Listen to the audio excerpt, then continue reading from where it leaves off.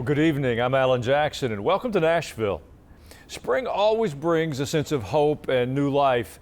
Here in Tennessee, winter is brown and the skies are pretty much gray. But when spring comes, it's like the world burst into full color. That's what it feels like as we move from the Biden years to the very active pace of President Trump. The American people weren't voting for incremental change. They wanted big change, and they're getting it. The sun is out and spring has come, bringing hope to a majority of the country. Well, sitting in the sun for a change and joining us from Florida, former Senator and Ambassador Scott Brown. Welcome back, Scott. It's great to be on, Alan. Good to see you, and hello to all your viewers and listeners. There's a lot to keep up with every week, and predictably large parts of the legacy media still seem caught up in trying to drive traffic by knocking every move that President Trump makes. But I'd like to start with your thoughts on what's been accomplished already, maybe beginning with the border. Traffic across the north where you're from and south, it's down to the lowest level in decades. There's a long way to go yet. Tell us how you see it. Well, I told you when we were, 6, 7 months ago that you didn't need a bill. You just need a leader. And as evidenced by what's happening, there's no new bill, but the president's doing exactly what he said he was going to do. He's put down the ability to keep everyone away, let the Border Patrol folks do their jobs, bring in the military when needed to secure the border. And that's what he said he was going to do. You didn't need a bill. So, I already said that, and here we are, and no bill, and the border's shut down. Well, some judges and a lot of Democrats are doing everything they can to try to stop the deportations, even when there are known gang members being arrested. Take the case of the Maryland man who was sent to prison in El Salvador.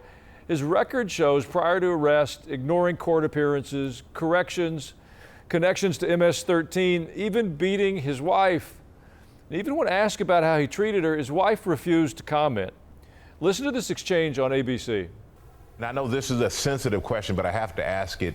You did take out a temporary order of protection against your husband in 2021. Were you in fear of your husband?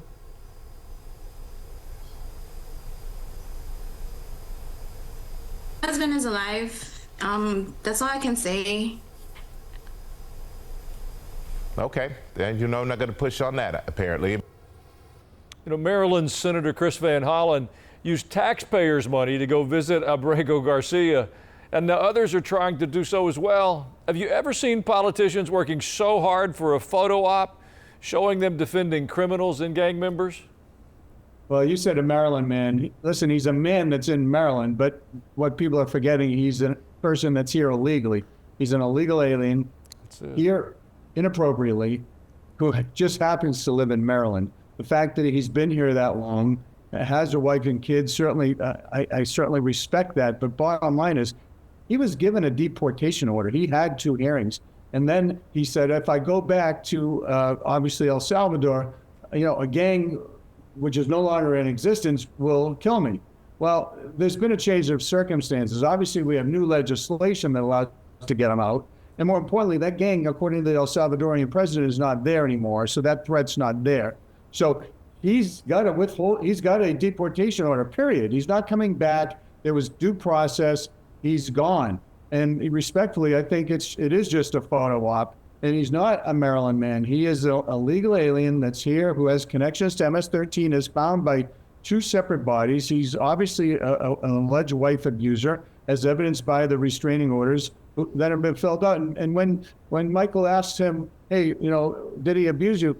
She's scared to death, I'm sure, because I lived that. That was my life, and she, in for some way, shape, or form that he or his friends are watching, she's in danger. So, listen, he's not coming back, and he shouldn't come back. Well, closer to your regular home base, Senator, we also have the mayor of Boston, who thinks she knows better and wants to house everyone. Mayor Wu says her policies are designed to protect all Boston residents and make good on the city's commitment to being a welcoming place for immigrants. Well, I'm not a politician, but it looks like it could be part of her get out the vote for her fall re-election bid in a very liberal city. Am I reading that right? Yeah, well, she's going to have some challenges. I mean, they've spent billions of dollars housing people that are here illegally. I remember and reflect back, and during Black History Month, they actually used a center that was there for the young minority youth, and they put illegals in there, taking away and putting these kids on the streets when they need that sanctuary more than anybody. I thought that was exceedingly hypocritical, and she was wrong. She was very cavalier about, they're all welcome. No, they're not. You go to the average citizen's house who's been affected by these people that are here illegally, these criminal elements, and they're very thankful that they're getting out, that ICE is there, notwithstanding the sanctuary status of Massachusetts and certain cities in Massachusetts. It's just wrong. Yeah, I think she's completely upside down on that. Well, let's turn to the economy for a moment. President Trump has made a lot of moves to bring the economy back to life, but he's going to need the House and the Senate to get his budget done and to keep the lower tax rates in place. Does he have enough negotiating power to get what he wants done, even with small margins on both sides of Congress? Well, a larger margin now in the House and a fairly large margin in the Senate. I mean, they should stick together. The Democrats would do it in a second, and you'll have maybe a holdout or two. But listen, the people want these things. The tax extenders are very important for the economy. And the things that he's doing, for example, on the tariffs, I was in New Zealand as the ambassador for almost 4 years. I saw firsthand that the amount of tariffs that New Zealand and other countries impose in the United States on dairy and timber in particular were much higher than what is happening and coming back to us. So he was just saying, hey, listen, you're at 50%, we'll be at 50%. You're at 5%, we'll be at 5%. And obviously there's going to be a little bit of pain as we've experienced in the stock market. But I think he's right. And if it's correct, I heard the hearing today from Caroline Levitt, a New Hampshire resident, someone I know well. If she's accurate in terms of what she was saying, they have 15 deals that they're already negotiating that they're starting to do. And I think it's really important for him to come out with a good couple of big deals, and that'll let people know that, hey, this is real. And by the way, China's going to do everything they can to make sure these things don't happen, telling the other countries that they're going to penalize them if they do deals with the United States. Let them do it. I don't think it's going to work. Well, Scott, please stay for another segment. There is a lot more we want to discuss. And if you want to jump in with your thoughts on any of this conversation, you can go to our new homepage at ajnow.com and send us an email. Later in the show, we'll talk about creating a healthier world spiritually, now and in the years ahead. Stay with us, and I'll be back in just a moment.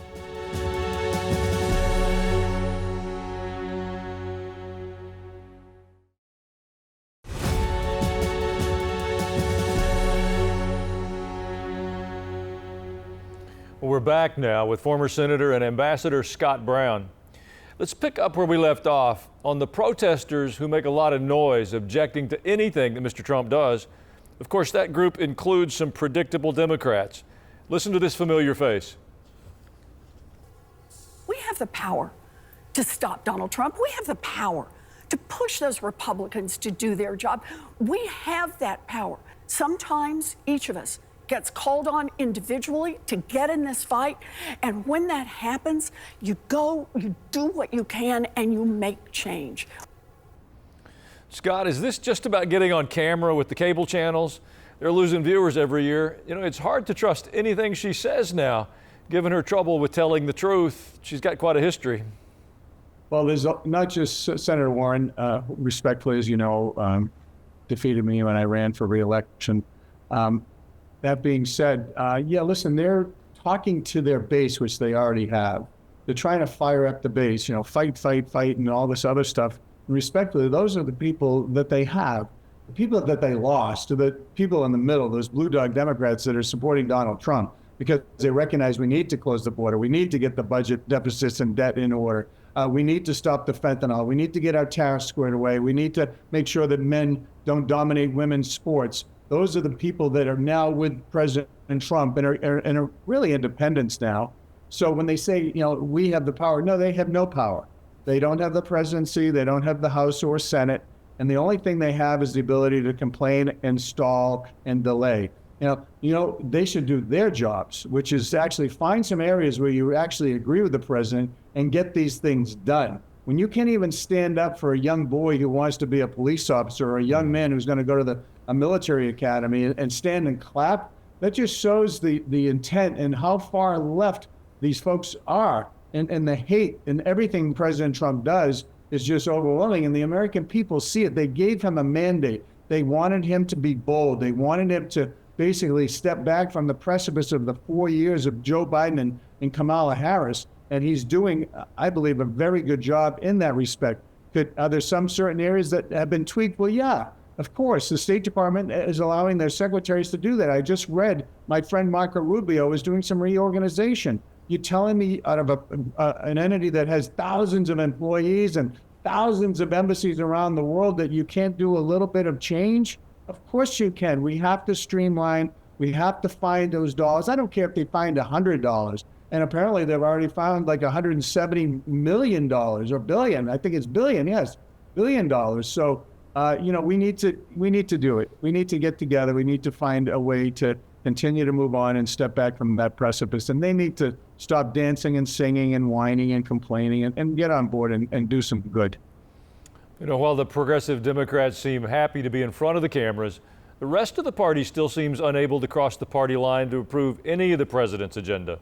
Even though a lot of the issues do cross party lines, should we assume that when it comes to saving their own jobs in the midterm election next year, they'll figure out a way to tiptoe into parts of the Trump agenda? Well, you're seeing it right now with a lot of the elections, even in my home state.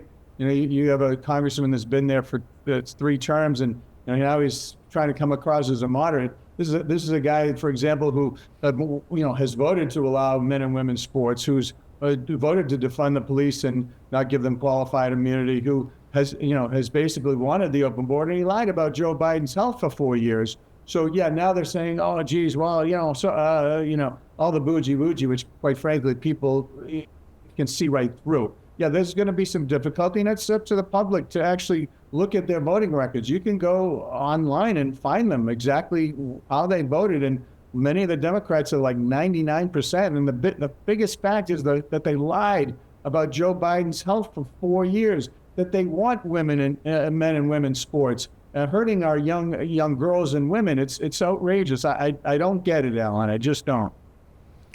Well, I've got a question that calls on your work as ambassador. President Trump has shaken up many of the world's leaders, including our neighbors. You served in the diplomatic corps. How do people in those positions work to smooth out the relationships when so much change is happening? Well, it's difficult. I remember when I got there, there were some issues and everyone's shocked to hear that. They didn't really like President Trump. Mm-hmm. But the fact that I was there every day and always accessible and always answered the questions, it built up a rapport and trust. So I always tried to have accurate, on-time information to let them be able to do their jobs and govern their country.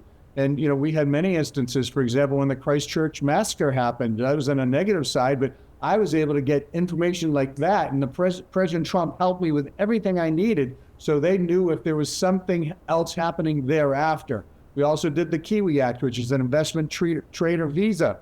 And listen, I understand these countries are upset, but if you're upset, then come to the table and work out a deal, because many of these countries are charging tariffs for our products to go in there, or they're denying our products altogether, or they're putting in regulations to not allow our products to conform to their systems, the EU especially. If you don't want any conflict, then come to the table with a deal. Well, Scott, before we go, I want to say that America could use your common sense approach again. Maybe a bit early to ask, but are you considering running? We'd like to break the news right here. Well, I can't do that, but I'm thinking long and hard about it. I'm just upset about just the handful of things I talked to you about. The people that are in our delegation in New Hampshire all believe in those things, and it's wrong. It's not the values of New Hampshire, and quite frankly, it's the same around the country. He was given a mandate, given a majority, and he should be able to do his job, and he should get some support from these people instead of being the party of no all the time. It's upside down. I'll let you know, though, Alan. All right, we'll look forward to that. Scott Brown, it's been great to see you again. I hope that you and your wife enjoy your time in Florida. Thank you. God bless. And we come back, some hope and truth.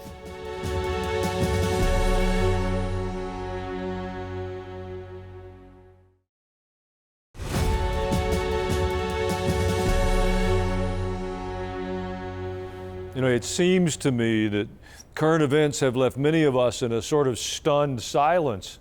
The things that are being said in public, the things that we are watching, it's hard to process. I could pick almost any aspect of our culture right now. Simple things like the boundaries of a nation. I've had the privilege of traveling a good bit. I have a blue passport. That passport is necessary for me to enter other countries, and it's necessary for me to re-enter this country. I've been with people who lost their passports. It's a problem. In fact, I've had to stand in line at consulates to help people get papers in order for them to come back into this country. I've had to find alternative forms of identification. It's not a simple thing. The reality of the world we live in is that we took our borders down, and that is not some small thing. Without secure borders, we will lose our freedoms and our liberties.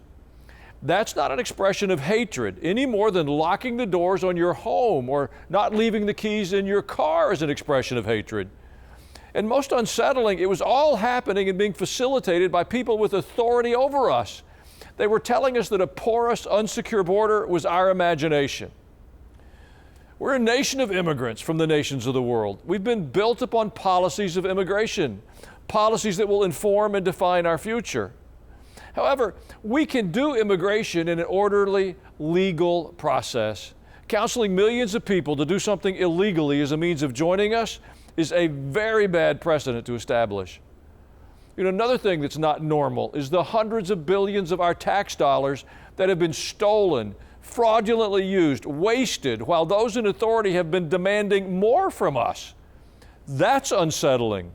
There's real data showing waste and fraud, yet the reaction of the majority of the media is to get mad at the messenger. It's uncomfortable. It seems to me that we are a society that's a bit dizzy. We're dizzy with boundaries and moral perspectives in our lives, with right and wrong, with good and evil, with who we trust for information. So how do you stay anchored in a season of competing voices? Well, the best way I know to maintain your equilibrium is to stay grounded in your Bible. Now, I know somebody's going to say that's an oversimplification, but I don't believe so. In Matthew 7, Jesus said this, "Everyone who hears these words of mine and puts them into practice is like a wise man who built his house on the rock." Let's build wisely by listening to Jesus and obeying His word. The wisdom of God, it'll guide us through tremendous cultural change. It's timeless, and it's worth an investment of your time on a daily basis. Read your Bible. It'll bring hope. When we return, I'm going to read and respond to some of your emails.